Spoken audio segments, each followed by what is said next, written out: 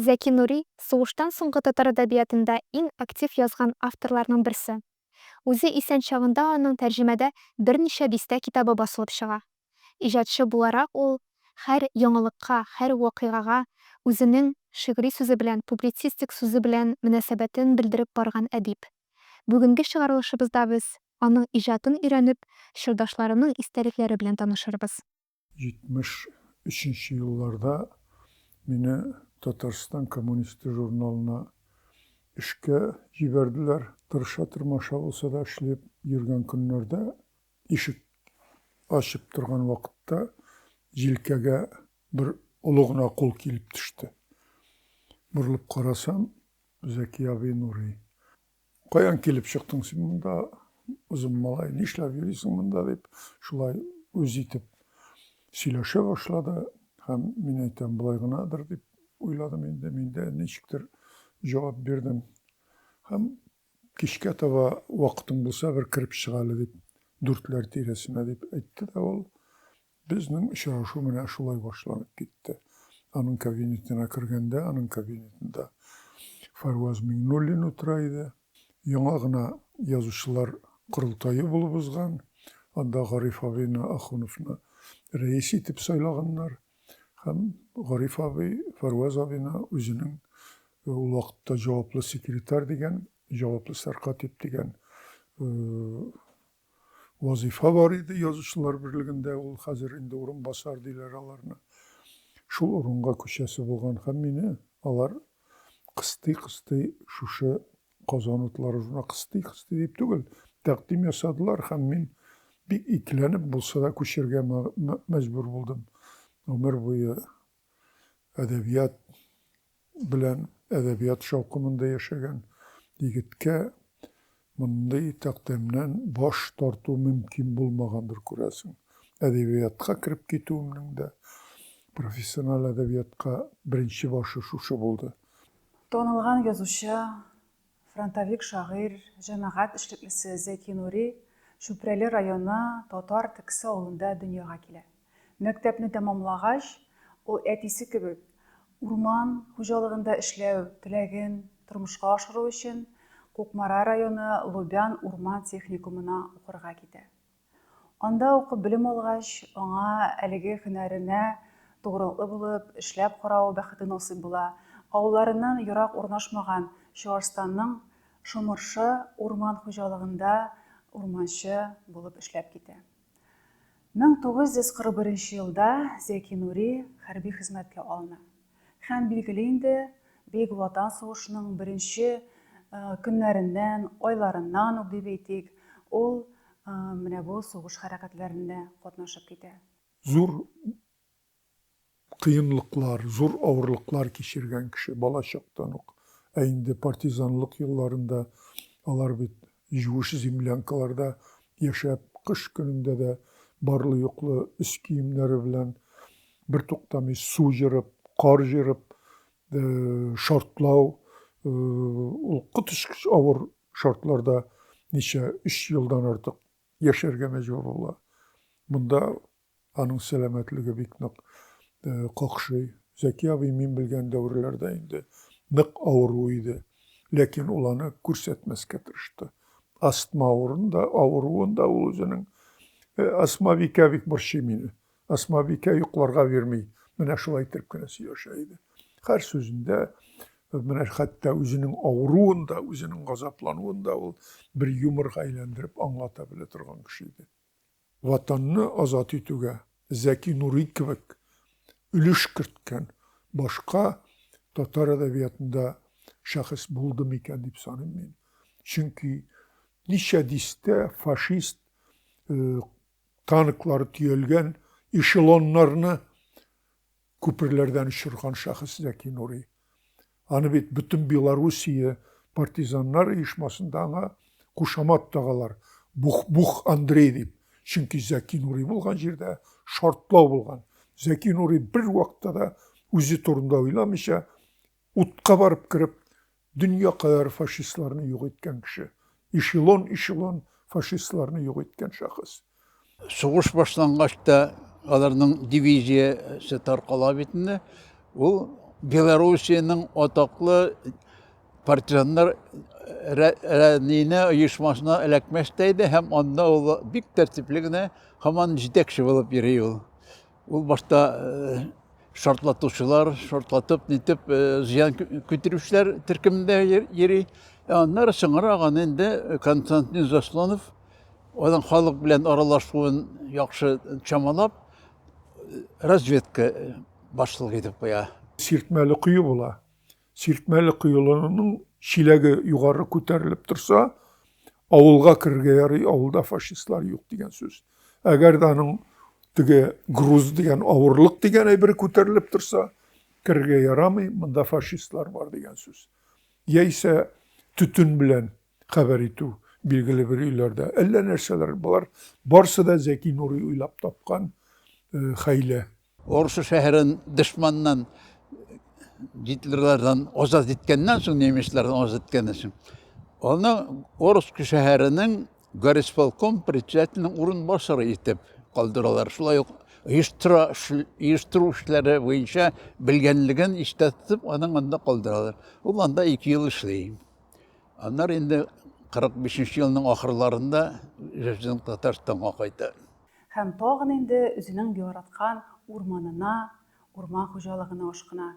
Буа урман базасында һәм Тархан урман хуҗалыгында директор булып эшли. 1945 елда Зәки Нуриның беренче китабы дөнья күрә. Ул Гомәр Бәшировның сүз башы белән башланган, киреш сүзләре белән шигырьләр дип исемләнгән китабы була. Һәм Зәки Нури туган якларында урман хуҗалыгында эшли дип әйттек, әмма ләкин менә шул иҗат уты күңелендә дөрләгән егет барыбер дә үзебезнең мәркәзебезгә, әдәбият, сәнгать кайнап торган мәдәни учакка, Казанга ашкына күңеле. Һәм ул 1949 елда яңадан Казанга күченеп килә. Һәм биредә инде Яшьләр газетасында мөхәррир урынбасары булып эшли башлый. Аннан соң Татарстан китап нәшриятында балалар, яшүсмерләр редакциясе мөдире вазифасын башкара.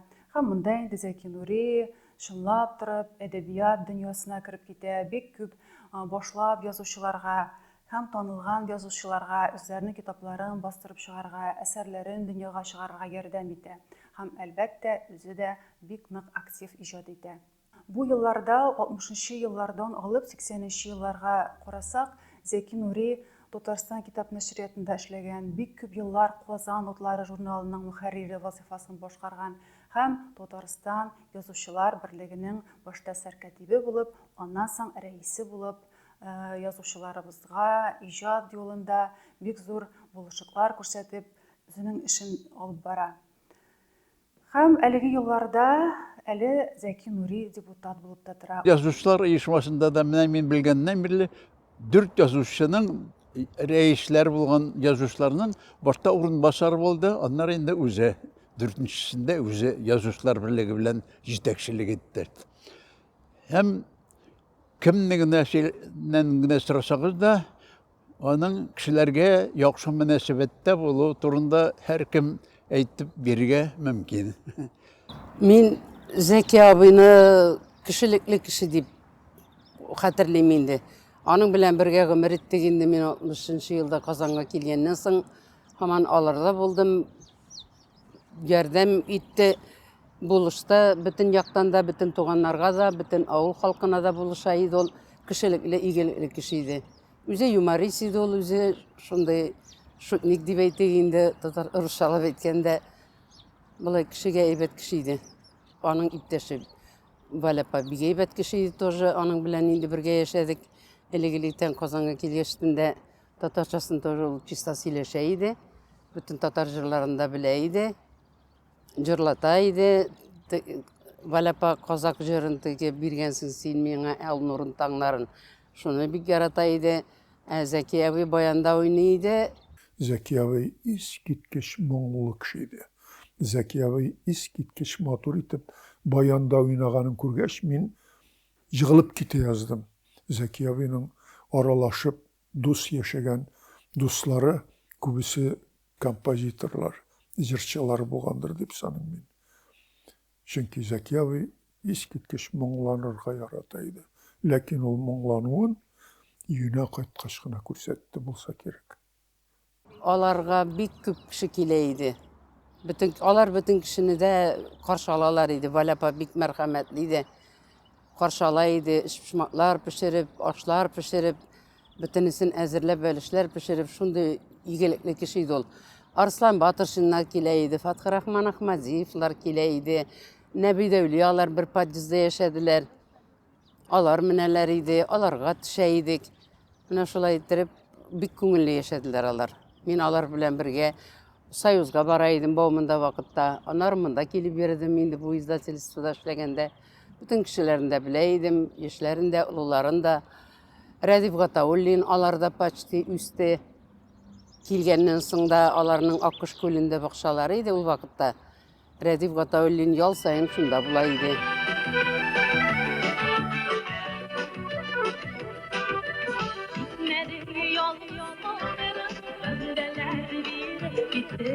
Yaşavır yürek yandırdı, şuna da bir grek sütüm, yolunda sinem izlerim, solunda sinem şavırım, sinem izleyip izlerim, sen yaşarın yıldız meller, yolunda sinem izlerim, solunda sinem şavırım, sinem izleyip izlerim, sen yaşarın yıldız meller. Umuman Zeki Nurining ijodini qarasak, аны әдәбият белгечләре 4 төркемгә биреп карый. Беренчесе аның публицистик юнәлеше булса, мәхәббәт лирикасы, икенчесе балалар шигърияте, аннан соң юмор сатира юнәлеше һәм әлбәттә инде тәрҗемә эшчәнлеге. Беренче юнәлешкә килсәк, Зәки Нури бигрәк тә менә бу үзенең партизан, сугышчы булган чорларында, партизан ушаклары янында язган ялкынлы сугыш вакыйгаларын чагылдырган шигырьләре һәм әлбәттә проза әсәрләре булса, алар беләсезме, шуның хәтле тормышчан, халыкчан итеп язылган, шуңа күрә дә халыкның, укучыларның күңеленә җиңел үтеп керә алгандыр. Балалар әдәбиятына, балалар шигъриятенә килсәк, шулай ук Зәки Нуриның монда бик зур өлеш кертүен күрәбез. Ул хәтта Казан утлары мөхәррире булган вакытларында да рубрика кертеп җибәргән, нәниләргә укыйк дигән.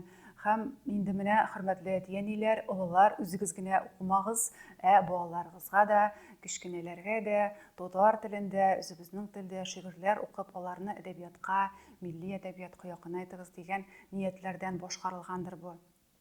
Һәм аның үзенең инде балалар өчен бик күп шигырьләрен беләбез. Юмор сатир өлкәсе.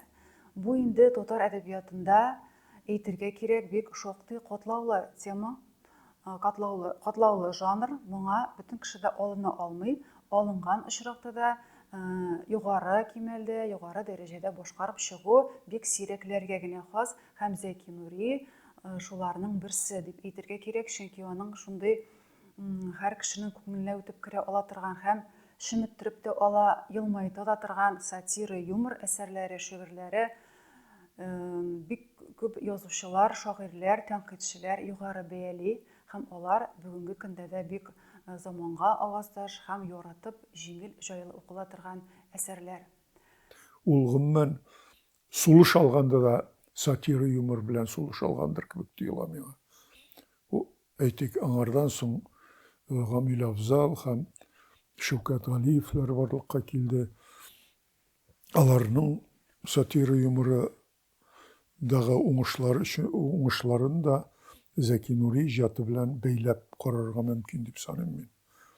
Тәрҗемә әсәрләренә килсәк, Зәки Нури язучылар союзы рәисе булган чорда да бик күп чит илләрдә, чит республикаларда йөри һәм үзенең коллегалары белән дип әйтик инде, үзе белән бергә иҗат иткән башка милләт вәкилләре, төрле милләтнең язучылары, шагыйрьләре белән аралаша һәм барган саен буш кул белән кайтмый, аннан җыентыклар алып кайта. Һәм буш вакытларында инде әлеге китапларны, шигырьләрне тәрҗемә итә. Шунысы да бар, Зәки Нуриның үзендә тәрҗемә иткәннәр. Аның рус телендә генә түгел, бик күп башка милләтләрнең телендә дә китаплары басылган, укучылары демәк, аның иҗаты белән таныш, беләләр. Зәки Нури чын мәгънәсендә интернационалист. Һәм ул дәвердә әле ул сүздә генә түгел, Зәки Нури Некрасовны да тәрҗемә иткән шагыйрь, Купалыны да тәрҗемә иткән шагыйрь, Якут шагыйрьләрен дә тәрҗемә иткән шагыйрь, Төркмән шагыйрьләрен дә тәрҗемә иткән шагыйрь. Һәм аны ул үзе дә тәрҗемә итә иде, һәм аның әсәрләрендә дә бу өлкәләрдә, бу республикаларда бик яратып пропаганда алып баралар иде. Мин аның язганын күрә идем, ул үзенең бүлмәсе бар иде, аның эштән кайта да шул үз бүлмәсенә керә иде, шунда яза иде инде ул. Яза да ул, сөйләшә дә ул. Алар бит инде гел утырып кына язып тормый, аның төрле вакытта истәренә төшәме, ничекме шулай төннәрендә итә белән дә инде ул төрле вакытта төрлечә була иде. Зәки Нури турында бик яратып, горурланып сөйлим, чөнки ул минем якташым. Чүпрәлдә туып үскән дидек, һәм менә Чүпрәле җирлегендә, безнең районда Зәки Нурины беләләр, яраталар, хөрмәт итәләр. Зәки Нури исеме халык телендә. Һәм бу юкка гына да түгел, чөнки җитәкчелегебез гомумән үзебездә туып үскән, бездә яшәгән сәнгать, мәдәният, әдәбият әһелләрен, шәхесләрне гел зурлап, хөрмәтләп торалар. Зәки Нуриның бюсты Чүпрәле үзәгендә башка күренекле шәхесләребез белән бер рәттән, аның бюсты безгә елмаеп тора якты карашы белән. Һәм инде районыбызда Зәки Нуриның исемен мәңгеләштерү, популярлаштыру нияте белән 1998 елда Зәки Нури премиясе булдырылды. Әлеге район премиясе ел саен берничә кешегә биреп барыла. Егет кеше иде. Менә чын партизан, чын егет. Ул татар әдәбиятында да, Казан утларында эшләгән дәвердә дә партизан булып яши иде барыбер. Һәм егет партизан булып яши иде. Аны теге гади бер язучы итеп күз алдына китерү мөмкин түгел иде.